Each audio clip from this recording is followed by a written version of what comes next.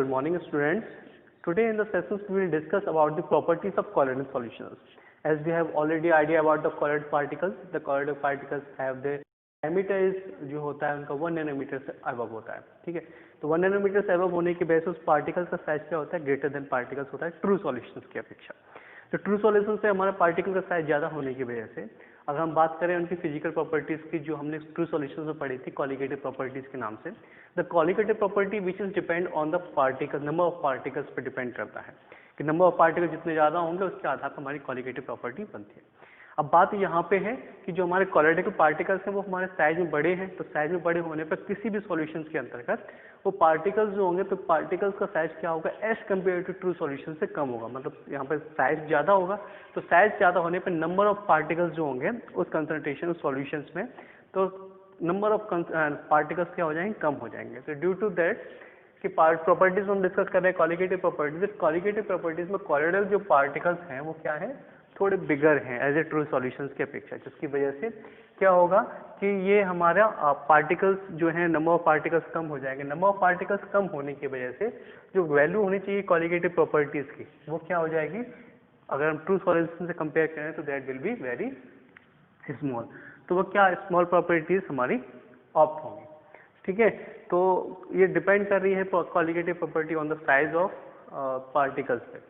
The second is physical property is colloidal, which is Tyndall's effect. Tyndall effect को हम लोगों ने already 9th class में study किया हुआ है। उसके अंदर होता है क्या है कि whenever the light is हम लोग उस पर डालते हैं किसी भी सॉल्यूशंस में, कॉलोइडल सॉल्यूशंस में, तो कॉलोइडल सॉल्यूशन के पार्टिकल जो होते हैं बड़े होते हैं, तो उसकी वजह से पार्टिकल्स जो लाइट सोर्स उस पर अटैक होता है तो उसको चेंज करता है, उसके पाथ को डाइवर्ट करता है। उसको पाथ को डाइवर्ट करने पर उसका जो स्पेक्ट्रा जो हमारा डेवलप होता है तो उसकी वजह से क्या है, हमको इफेक्ट दिखाई देता है। इसको हमने जनरली ऑब्जर्व किया है कि व्हेनेवर जब हम घने जंगल में जाते हैं तो जंगलों से जो लाइट डिफ्लेक्ट होती है by the number of trees के द्वारा, काफ़ी सारे पेड़ों के द्वारा जो लाइट स्कैटरिंग होकर आती है, तो सिंपली क्या है, लाइट के स्कैटरिंग करना, ठीक है, लाइट की स्कैटरिंग करना बाय द पार्टिकल्स, किसी भी पार्टिकल्स के द्वारा जब लाइट की स्कैटरिंग की जाती है तो उसको हम बोलते हैं टिंडल इफेक्ट। तो सिंपल है, ड्यू टू द जो होता है कॉलोइडल सॉल्यूशन में ड्यू टू किसकी वजह से होता है, कॉलोइडल पार्टिकल्स की वजह से, ठीक है। तो इसके अंतर्गत जो हम लाइट सोर्स डाल रहे हैं उस लाइट सोर्स की वजह से अगर वो लाइट की स्कैटरिंग हो जाती है तो वो हमारा क्या कहलाता है, टिंडल इफेक्ट कहलाता है, ठीक है।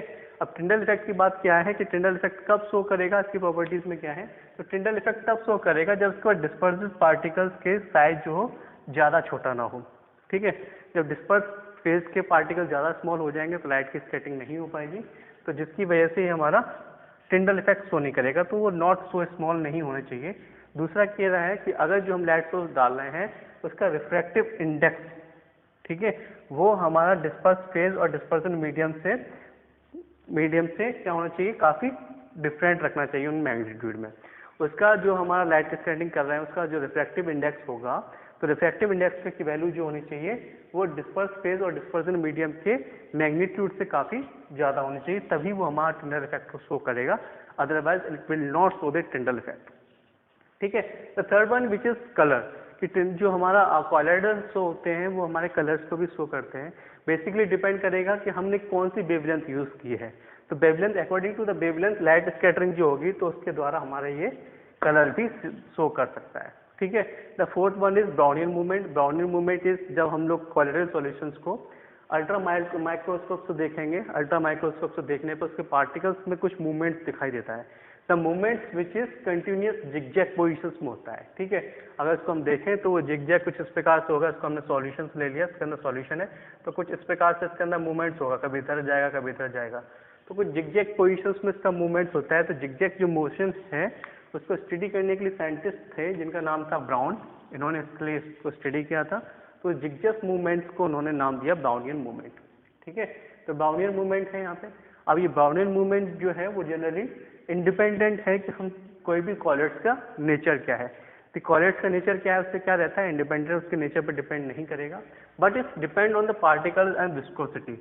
पार्टिकल के साइज पे डिपेंड करेगा कि पार्टिकल का साइज कितना बड़ा होगा। पार्टिकल का साइज ज़्यादा बड़ा होगा तो मूवमेंट्स में प्रॉब्लम आएगी। And the second property that is viscosity, अगर हाईली विस्कस है तो also it affect the movements, तो जिसकी वजह से ये है size of particle and viscosity पे इसका अफेक्ट आएगा, ठीक है। दूसरी बात ये कह रहा है कि जो ब्राउनियन मूवमेंट्स होता है, ब्राउनियन मूवमेंट्स होने की वजह से जो भी हमारा कॉरिडोर सॉल्यूशन है वो सेटल डाउन नहीं होता, क्योंकि पार्टिकल्स जो है एक मूवमेंट से लेकर दूसरे मूवमेंट में भागते रहेंगे तो कंटिन्यूसली इसमें मूवमेंट बना रहता है, जिसकी वजह से कॉरिडोर सॉल्यूशन सेटल डाउन नहीं होता। ठीक है, तो due to the Brownian movement particles does not settle down colloidal solutions में सेटल डाउन नहीं होते।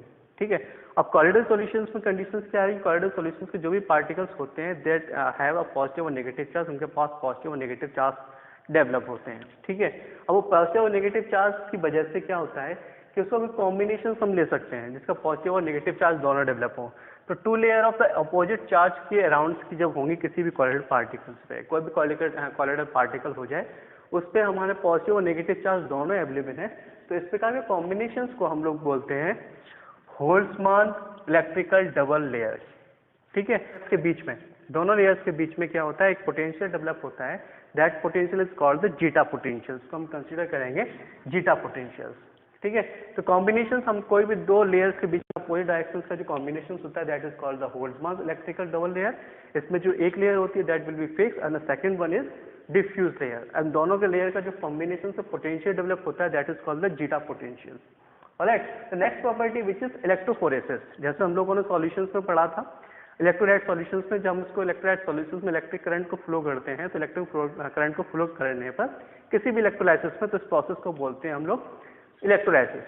ठीक है, सेम इसके अंतर्गत करंट क्या है कि हमने कोई भी सॉल्यूशन है कॉरिडोर सॉल्यूशंस के अंतर्गत जब फ्लो ऑफ करंट करेंगे, इलेक्ट्रिसिटी का फ्लो करेंगे, तो फ्लो ऑफ इलेक्ट्रिसिटी की वजह से मूवमेंट ऑफ आयंस होगा। एक तरफ हम अगर पॉजिटिव करा ले लें और सेकंड वन हम लोग ले लें नेगेटिव, तो मूवमेंट ऑफ आयंस होंगे किसके, कॉलर्स के।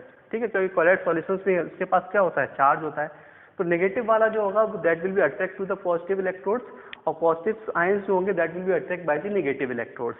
तो इलेक्ट्रॉन्स की वजह से क्या हो जाएगा, मूवमेंट स्टार्ट हो जाएगा। तो मूवमेंट कब हुआ है कि किसी भी कॉरिडोर सॉल्यूशंस में whenever we pass the electric current, तो हम किसी भी इलेक्ट्रिक करंट को, इलेक्ट्रिक पोटेंशियल को जब अप्लाई किया जाता है किसी भी कॉरिडोर सॉल्यूशंस में, the process is called electrophoresis, उस प्रोसेस को बोलते हैं electrophoresis. The movement of ions continue start, अब किसके अंदर आयंस का मूवमेंट क्या है, स्टार्ट हो गया। अब इस आयंस के मूवमेंट्स को अगर हम प्रिवेंट करना है, रोकना है, तो इसके प्रोसेस को जो प्रिवेंट करता है कोई भी मीडियम जिसके मूवमेंट्स को रोकेगा, प्रिवेंट करेगा, तो दैट इज कॉल्ड द इलेक्ट्रोऑस्मोसिस, उसको हम बोलते हैं इलेक्ट्रोऑस्मोसिस। जैसे हम लोगों ने ऑस्मोटिक प्रेशर्स के अंतर्गत कंसीडर किया था कि ऑस्मोटिक प्रेशर्स क्या हो रहा था, that is pressure which is applied to the osmosis process, जो हमारा ऑस्मोसिस के प्रोसेस को रोकता है, तो उस पर जो प्रेशर्स को अप्लाई करते थे that was the osmotic pressure. यहाँ पे क्या है, जो इलेक्ट्रोफोरेसिस के प्रोसेस को रोकेगा, प्रिवेंट करेगा, तो that is called the electroosmosis process. इसके अंतर्गत क्या होगा, मूवमेंट ऑफ पार्टिकल्स जो हो रहे हैं उसको क्या करेगा, प्रिवेंट करेगा। ऑलराइट, अब यहाँ पे ये है कि हमें जो पार्टिकल्स, चार्ज पार्टिकल्स हैं, अब चार्ज पार्टिकल्स को यहाँ पे क्या करेंगे, अगर उनके चार्ज पार्टिकल्स का चार्ज खत्म हो जाए, चार्ज निकाल दिया जाए, है ना, जो पॉजिटिव और नेगेटिव चार्ज है, तो पॉजिटिव और चार्ज और नेगेटिव चार्ज निकालने की वजह से जो जिगजैग मूवमेंट है वो जिगजैग मूवमेंट भी रुक जाएगी उनकी, तो वो क्या हो जाएंगे, आफ्टर सेटल डाउन हो जाएंगे। जब किसी भी पार्टिकल से उसको चार्ज को निकाल दिया जाता है तो वो चार्ज का रिमूव करने पे पार्टिकल्स क्या होते हैं, वो काफी क्लोज आ जाते हैं। तो पार्टिकल क्लोज आने पर वो क्या करते हैं, कोगुलेट हो जाते हैं और वो सेटल डाउन हो जाते हैं।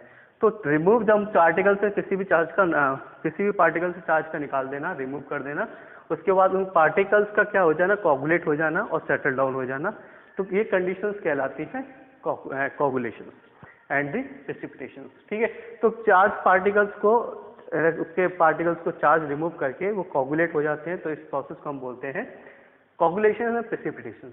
So these are the all properties of colloidal solutions, alright, and this is the chapters surface chemistry। और इसके अलावा जो भी क्वेश्चंस हैं उसको ट्राई कर लेना, और जो भी है उसको एक बार रीड करना, और प्रॉब्लम आए तो मेरे से पूछ लेना, है ना। In the next class we will discuss about the P block elements. Alright, thank you.